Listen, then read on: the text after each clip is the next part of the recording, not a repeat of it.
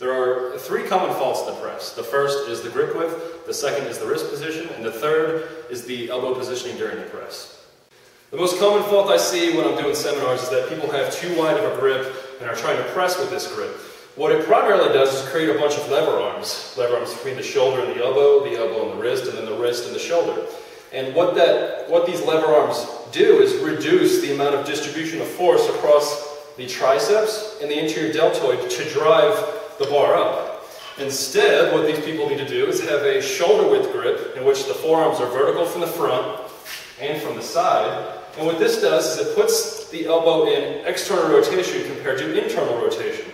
Internal rotation, just like in benching, reduces distribution of force across the shoulder girdle and the triceps to apply force, in this case up. By using that more narrow grip, the triceps will be more fully integrated and the person will have more power out of the bottom. Now, it may not be that way in the beginning because they have learned and adapted their musculature to press with crappy internal rotation. So when they start doing the external rotation, it might be kind of difficult at first, but just stick with it and eventually it'll be stronger. To pay attention to is the wrist position. A lot of people will place the bar back here in their hand, which creates a lever arm between where the bar is and the wrist. And more importantly, it takes the wrist out of a closed, compacted position, and it doesn't apply force. It doesn't apply force easily through that wrist joint. So if you remember the beginning of Con Air when Nicolas Cage kills the guy, he doesn't hit him with his fingers up in the guy's nose to break his nose and destroy his brain. Instead, he hits him with the heel of his palm, and he goes. And so we want Nicolas Cage the bar by having the bar sit on the heel of our palm in this closed, compacted wrist. The way that we do that is that we place the bar across from the medial bone all the way to the base of the thumb, and then the bar will sit here, and then we'll just wrap the fingers, and these knuckles right here, not these, will face the ceiling.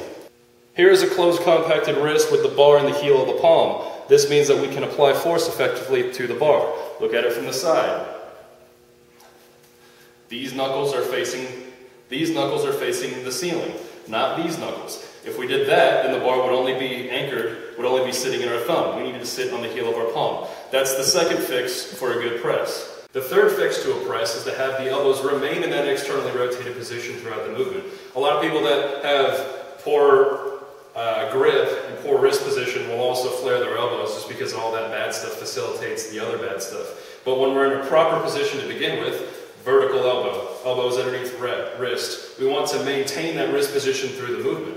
So if you were training with a rack, you would point your elbows at the uprights of the rack. It's kind of a good parameter to keep your elbows in line with that. If they flare out more than 45 degrees, then you have too much internal rotation and you're pulling the force distribution away from the triceps and the anterior deltoid.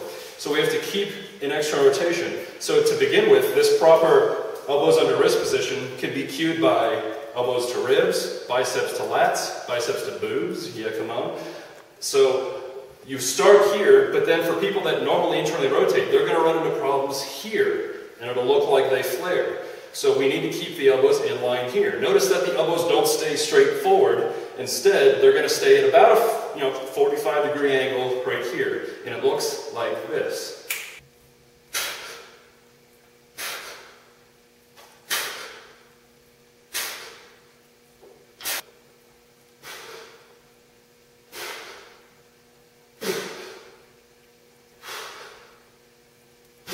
If you integrate these three things, the proper grip width, the proper wrist positioning, and the proper elbow positioning, then you can really have a solid looking mechanics press that will distribute the force across your triceps and your anterior deltoid.